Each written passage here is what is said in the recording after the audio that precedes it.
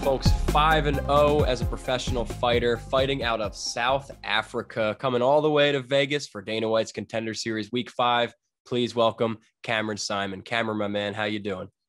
I'm doing great. Thank you so much for having me. I really appreciate it. Yeah, Vegas is insane, so the feeling is great. It's great to be here. Of course, man. Thanks for coming on. I know you got a lot on your mind, a lot on your plate. Yeah. So yeah, I was going to ask, you're in Vegas already? You're out of South Africa? Yes, yeah. So we flew out probably about 6 days ago. Yeah, and it was like a 24-hour flight. We went to New York, had a layover, and then from New York to Vegas. It's the first time I've ever flown that far. First time in the States as well. So it's really fun. I'm very grateful to be here. Yeah. So we've been here a few days, and Vegas is absolutely insane. So we've been having a great experience. Yeah, man, that's a long flight. I've never done anything that long. So what's your first impression of the States? I mean, you've only been to New York and Vegas. You haven't seen like any farmland, beautiful area yet. But yeah. What are your impressions? What are your thoughts? Just overall, actually, one of the Uber drivers just asked me that as well, and the people here are so nice and so friendly. It's been absolutely amazing to see the sights. Like in our country, it's you don't want to walk everywhere. I won't say that's the safest thing to do. Here, I feel very safe. We walk everywhere. We go to, obviously you guys have some insane shopping malls and shops itself. So it's been really cool to, go visit the places you see like in the movies quite a lot. So, like when I was a kid and stuff. And after the fight, I'm definitely gonna get that Chick-fil-A, I think, and Cane and In-N-Out. Yeah, I think those are the top 3 ones I want to try. And there's a bakery down here in the lobby, and I'm gonna have a lot of those eclairs. I haven't had an eclair before, so I'm gonna try stuff like that. Be careful, bro. You're gonna be a heavyweight if you keep up the American diet. Chick-fil-A is so good, though, man. Okay. Awesome. So I mean, like America's got its spots you don't want to walk around. Like some cities have like shitty areas. Around me, it's nice. Vegas is a nice spot. So glad you're enjoying the trip so far. So as I said, you're from South Africa. I believe you train at Team CIT. Is this correct? Yes, that's correct. Yeah. So how did camp go over there? Like, who do you train with? Explain how that went. Yeah, camp went great. Team CIT. I've said it quite a lot in especially like the interviews back home. I owe my career to Coach Morne Visser, who's our head coach, and Team CIT. I don't think I would be in the position I am today if it wasn't for Coach Morne. And he's an absolute mastermind of the sport. And we have a great band of brothers that work together, So, Dricus du Plessis is also a top middleweight. He's part of our team. He's really the guy that has paved the way for the rest of our guys. And not to mention then because we split our training sessions into like lighter guys, so about 80 kgs and under train together, and then 80 and above train together. So we have amazing guys like Nerik Samu, Stefan De La Rey, Hanru, guys that are now fighting in the EFC there in our country, which is an amazing promotion. And, looking to, break ground into the international stage. And I'm very glad that I can be part of that, to not only put attention on my career, but also on my teammates, because I think they deserve it as well. So you just mentioned Dricus du Plessis. I believe he is the first South African fighter in the UFC. Do you know if that's true? Not the first one in the UFC, but he's the first ranked. He's the first ranked South African fighter. Who else was in the UFC before him? We had, I think the first one was Gareth McClellan. I think he was the first one. And then we had Ruan Potts, and Don Madge was there as well. JP Bass. I knew JP, duh. Yes. So, but Dricus is the first ranked South African. So he's been on a tear, man. Yeah. He's been through an absolute war in his last fight, So I think that really made a statement for the rest of the middleweight division. So I'm excited to see what they do for him in the next coming months, because that's going to be crazy to see. So what would it mean to get into the UFC and represent your country as only, it sounds like, the 5th or 6th South African fighter in the UFC? It would mean the absolute world. I'm only 21 years old, but this has been almost a decade of hard work. I started mixed martial arts at the age of 12. I've I really got obsessed with the sport, and I absolutely love it. Everything I do is revolved around that. We have a kids program where we teach kids martial arts. We have a podcast where we chat about placing bets and martial arts in general, you know. So I've really been in love of this sport for so long. So being here is actually like, I still say that to some of my coaches as well. Like, I still need to pinch myself and be like, holy crap, we are here. We are so close to making it into the UFC, and that is really cool. And that just adds motivation to putting on a great performance. You know, we've had five wins, 5 fights, and we have 5 performance bonuses to match that. So I really do think I have what it takes to not only make it in the UFC, but also put on exciting fights and bring in viewers. So just to go show that come Tuesday night is definitely the goal. And we're going to look to capitalize on the opportunity. Yes, sir. And like you said, you've been doing it a long time, only 21 years old, but your first amateur fight was at 14. So I find that crazy. Props to you, man. Last question here before we get into talking about the upcoming fight. One last South Africa question. I've never been to South Africa. My fiance was there like 10 years ago, but I have no idea what your country's like. Just give me a little description. What's your hometown? What's your country? What's your gym like? This, what's the atmosphere of your place compared to America? Well, it's quite similar in a lot of senses. You know, like we come from Pretoria, which is quite close to Johannesburg. That is quite famous. Pretoria is a very I would say like family orientated city. There's like the area we in like Pretoria East and Pretoria Central and stuff. It's a very nice place to live.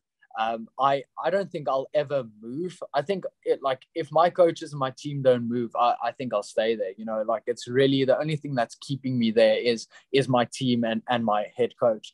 If they decide to move, I'll move as well. But I enjoy the town so much. It's very family orientated. There's a lot of schools. The suburb is nice. So, and then when you go like further south, if you go to like Cape Town, which is obviously very famous, right?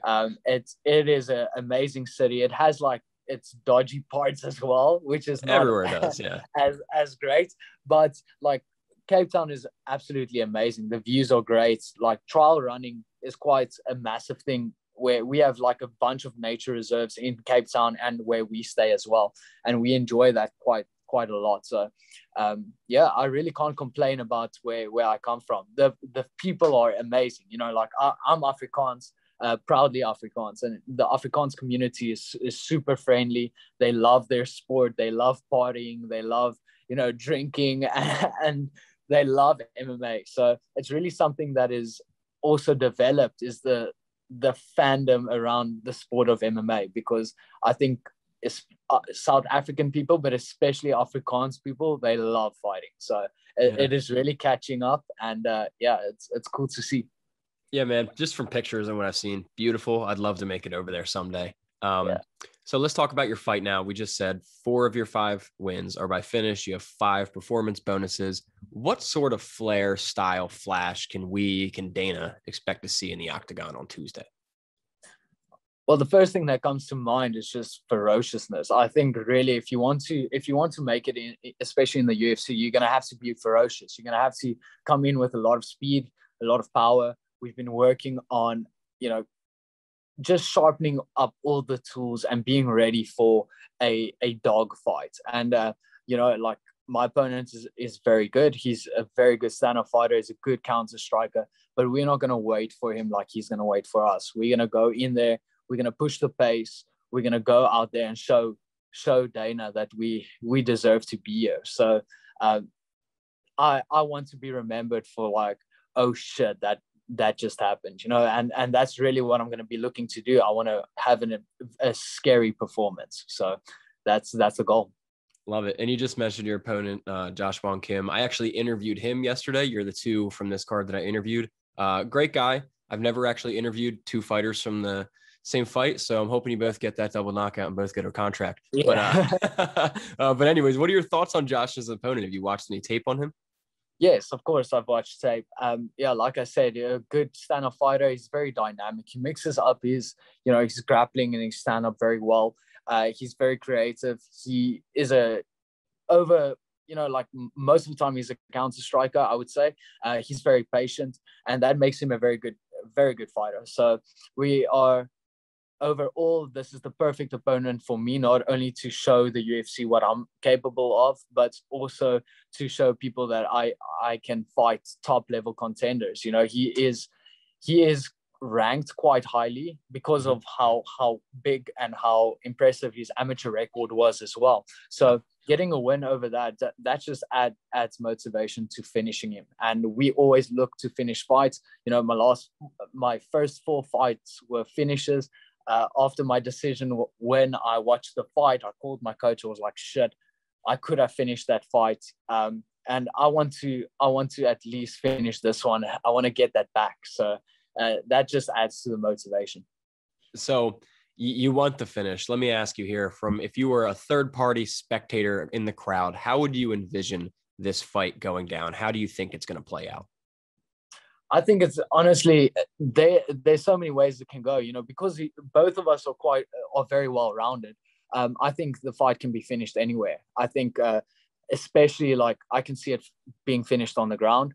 I can see us go toe to toe in a type of brawl. I can see someone get a takedown. I can see the grappling get very loose and dynamic, and I can see him getting caught in something. So people rate his grappling very high, and credit to him. He has very good grappling, and he's actually caught guys with some sneaky submissions. But I do think that is the one thing that people underestimate is my grappling game.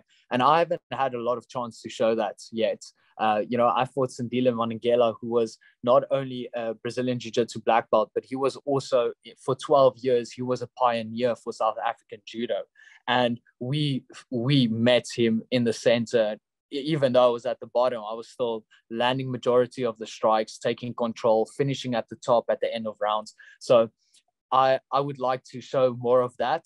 But obviously, it's Contender series. I would like a good stand-up fight. I would say I am a stand-up fighter. So to meet him in the middle and go firing on the feet, I think that would be my ideal finish. I think it's a great fight. I love both your styles clashing together. Fight of the night material, easy. So I don't know how it works in South Africa. I don't know if there's casinos or sports betting or gambling. Do you partake in that at all? Yes, of course. Yeah. So cool. we have a podcast where we chat quite a lot about bets, and awesome. We usually bet like lunches, friends and I, but we place bets as well, like parlays. We use MMA Play 365 as well. I use their stats to make like very, educated bets sometimes. Cool. But if I bet with my heart, I lose money. So I need to bet with the wallet, not the heart. Yeah, exactly. So this upcoming UFC event I'm looking forward to. It's just a very tough card to bet on. So I don't know. At the very end, I'll ask you about your 278 picks. So think about that. But for now, people are going to be able to bet on you for this fight. There's no lines out yet. I was reading something that it's looking like you might come in at like a plus 180 underdog or something like that. Forget about that. I just want to ask, what do you have to say to people that are going to throw money down on you? Do you have like a prediction for them, or even just like words of confidence? What say you to those who want to throw money on you? No prediction. I think it's weird. Like sometimes we get like a lot of messages saying like, I put this amount on you. And I'm like, okay. I hate that, dude. Yeah. I was like, okay, well, that's great. It's not going to make me fight harder because you say you have money on me. I'm going to go out there. I'm going to be looking for a finish.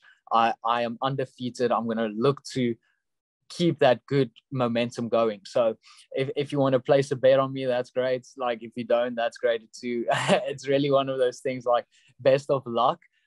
Please don't bet your life savings. That's really stupid because that happens quite a lot as well. I get so many messages of that. And then I'm like, man, that's just not nice to hear. It doesn't really add pressure. It's just like, I'm worried for you now. So, I think in terms of that, if you want to bet on a win, I think that's a pretty safe bet. Love it. And yeah, you're in the king city right now of gambling your life savings away in Vegas. So yeah, be careful, people. And yeah, don't message fighters saying you bet on them or hey, I lost $50 on you. Like, that's so disrespectful. I would never do that. Like, that's my decision. It's so awkward. Like, for me, it's awkward because I do not know what to say. Like, I don't know what I should reply. I do not know what you want from me. So it is quite weird. And then I feel very awkward, and then I would just like to walk away or just ignore your message. Ignore it. That's what I would say. Ignore that crap, man.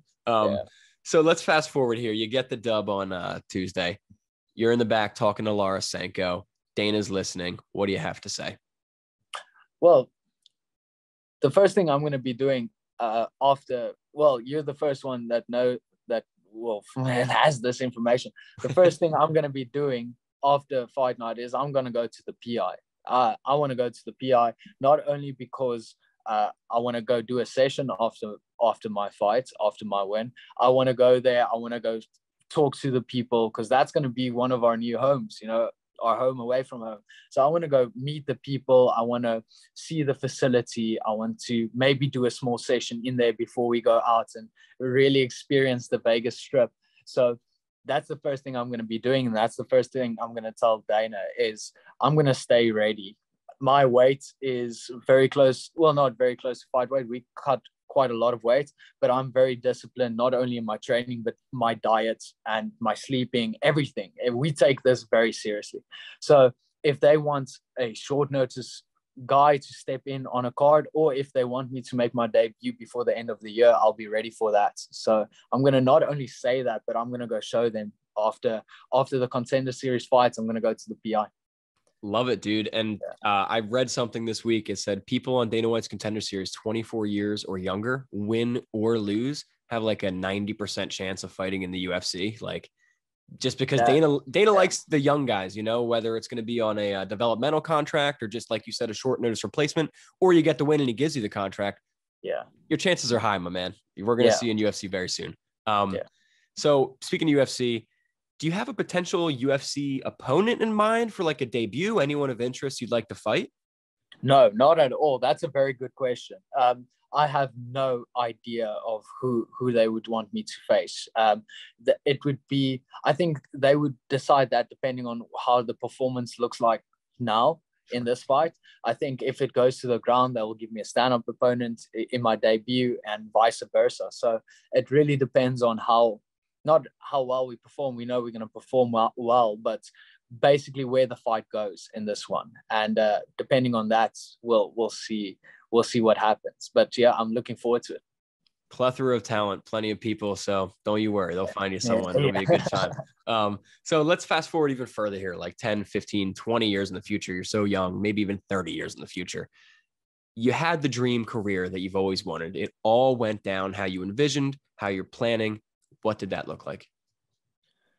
That's a very good question.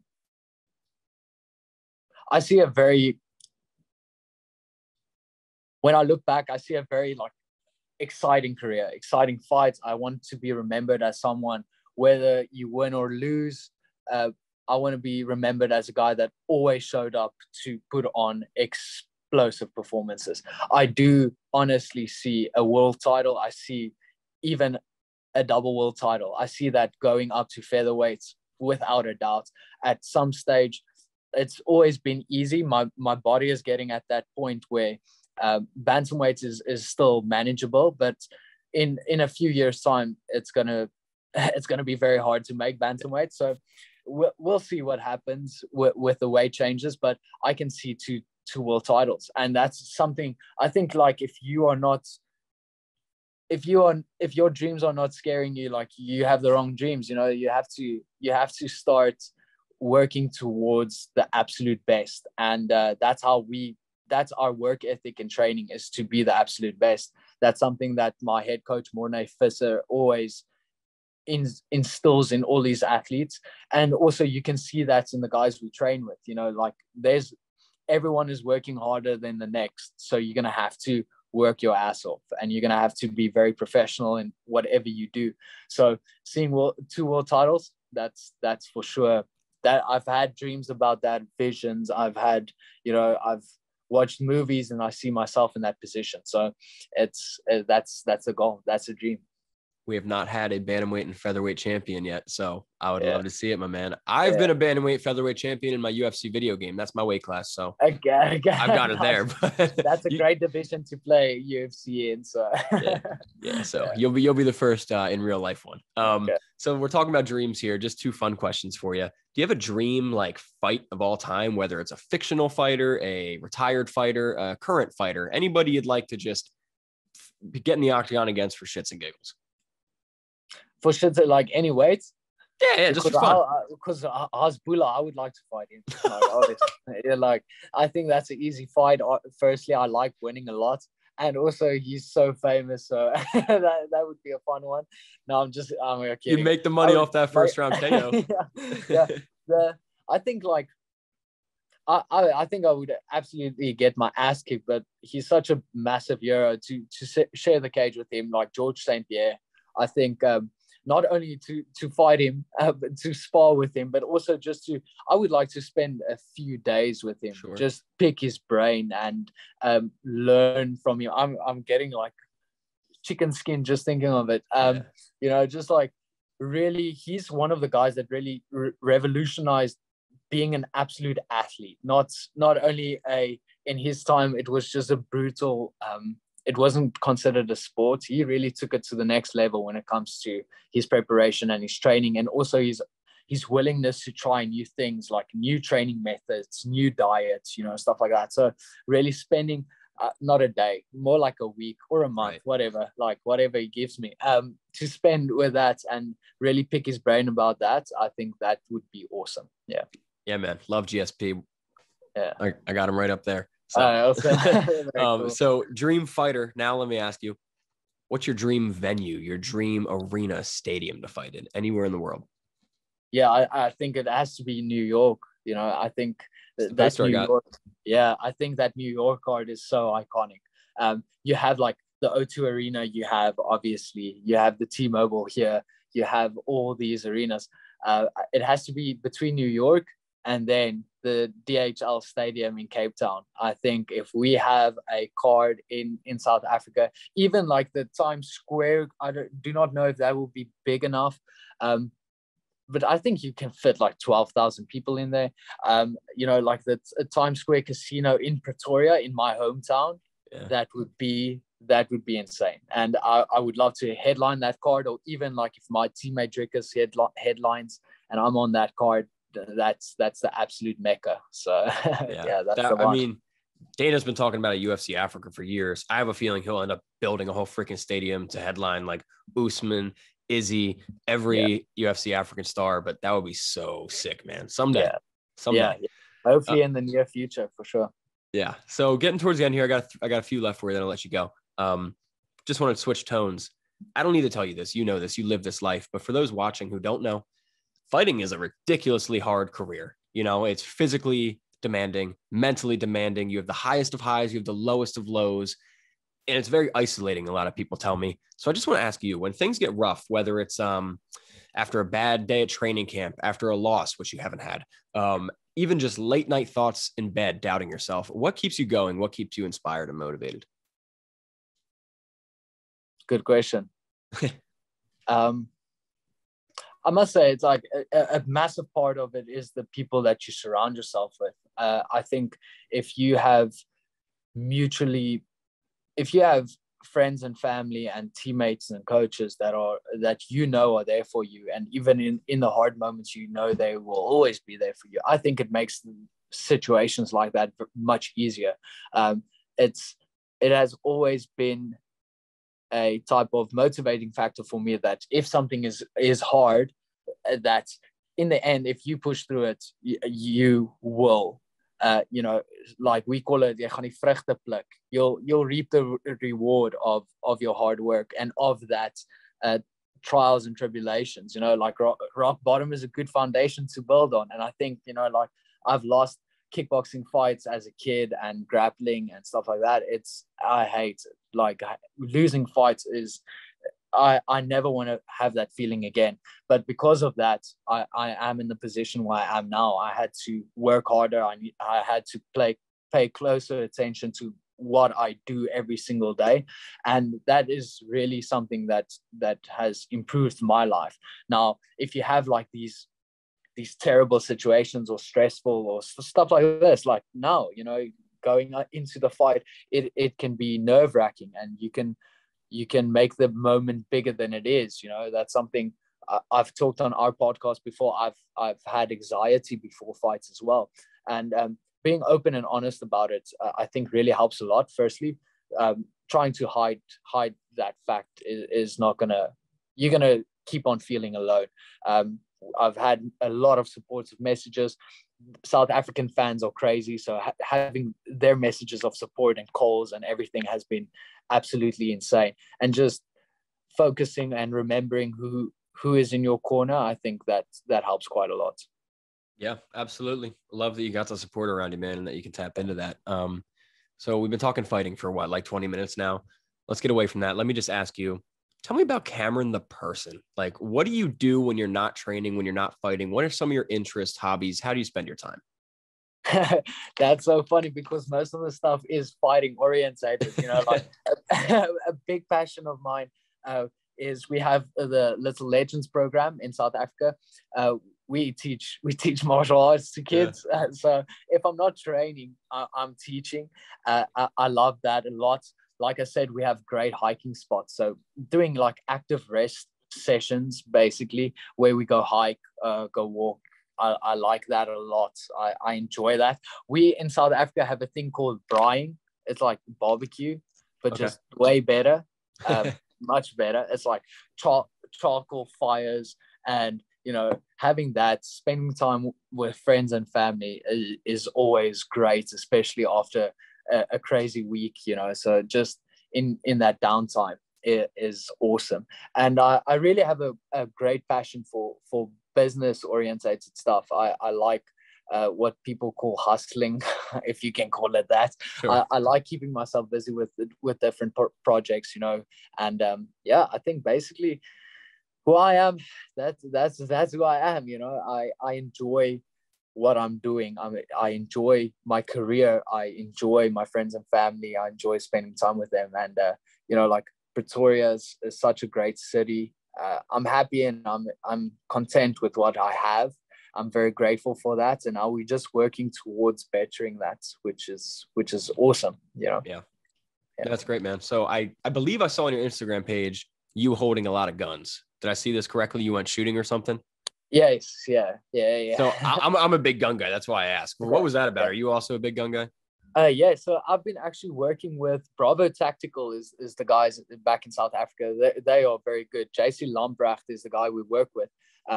We've been doing weapons training. So I enjoy stuff like over the weekends. I like to do stuff like that where I still better myself, and it's like educational courses and stuff. So I just bought my own Glock. So I'm going to be carrying daily at some stage. What kind of Glock? You mind if I ask? A Glock 43X. That's what I carry every day, man. Awesome. Yeah, it's a little bit smaller just because of my build. To conceal that is much easier. And so we started those courses just because I was like, okay, before that, because I bought the Glock, and then I was like, okay, I've shot maybe twice before buying that Glock. So I need to educate myself and really threw myself in the deep end in terms of the courses that we then decided to do, because it wasn't easy at all. And that has been so much fun. So doing that, we South Africans, especially Afrikaans guys, are very avid hunters. They enjoy hunting a lot. I love it. And I actually eat all game. So that's awesome. Mostly, I had a 12-week camp. 10 of those weeks I ate wild game, like almost constantly. So your muscles are just rock hard. Yeah, rock hard. It's wild. Yeah. So the only time I haven't had game is when I'm here. And so we're going to have to find out how we can get wild game here as well. But you just got to come over my house, bro. I got a freezer full of it. Okay, awesome. Yeah, we settled. We scored. Yeah, you just got to come 20 hours out east, and I got you. Yeah. So we're gonna for sure check to see if we can't maybe get that year, especially in Vegas or whatever city we go to. Because I enjoy that quite a lot, and hunting is great. I think I'm gonna go hunt after the fight as well. Gonna take like a week or two off, and I'm gonna go hunt. Yeah, that sounds like a plan. Awesome, man. Yeah, that sounds great, and you can definitely get some good game out there in America. I don't know about Vegas or where you're at, but you can get some. Yeah. So, is this my last question? This is my last question. We made it that far already. The last question here, we brought it up earlier. I just want to ask you: UFC 278 tonight, Kamaru Usman versus Leon Edwards. Who you got? You got any bets and picks for the card?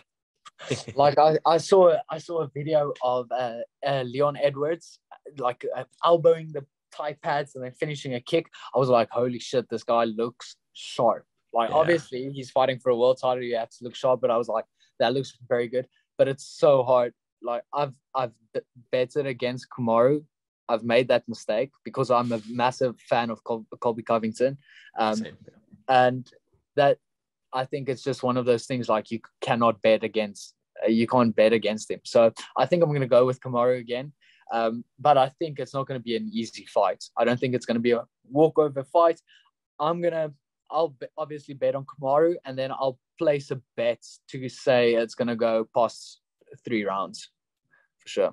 Yeah, love it. I think that's my bet. Yeah, I think that's a safe bet. My big bet of the night is Paulo Costa and Kamaru in a parlay at like -120. I think that's awesome. Yeah, that's great. I think I'll do that. I think I'll steal your idea. Cash it. It's like up to -150 now, but you still cash it. Yeah. So before we get out of here, really appreciate all the time again. I just want to give you the opportunity. Take the mic away from me. If you have anything to say to your friends, your family, your supporters, there's going to be a lot of new eyes on you. The mic is yours. Yeah, I just want to say, if you're in the position to watch the fight, please do. I would really appreciate the support. I think it's going to be fight of the night come the Contender Series evening. So I think that is really, I do not know the other guys, but I do think that our performance is going to stand out from the rest. And I'm really looking forward to it. My nickname is MSP. For some people, they know that as the most savage player. For our South African fans, that means something else. But yeah, MSP is going to showcase a great set of skills come fight night, and I'm so happy to be in this position. And thank you so much for having me. I really appreciate it. Of course, my man. I appreciate you coming on. You got a lot on your plate. You got a lot on your mind. Big fight Tuesday against the Twin Dragon, Josh Wong Kim. You said it was what? MSP, Cameron MSP Saaiman. Love it. Yeah. Beautiful ring. Cameron MSP Saaiman taking on Josh Wong Kim Tuesday, August 23rd. Don't miss it. Dana White's Contender Series. Cameron, my man, thank you so much. Thank you so much for having me. Have a great day. Cheers. Of course.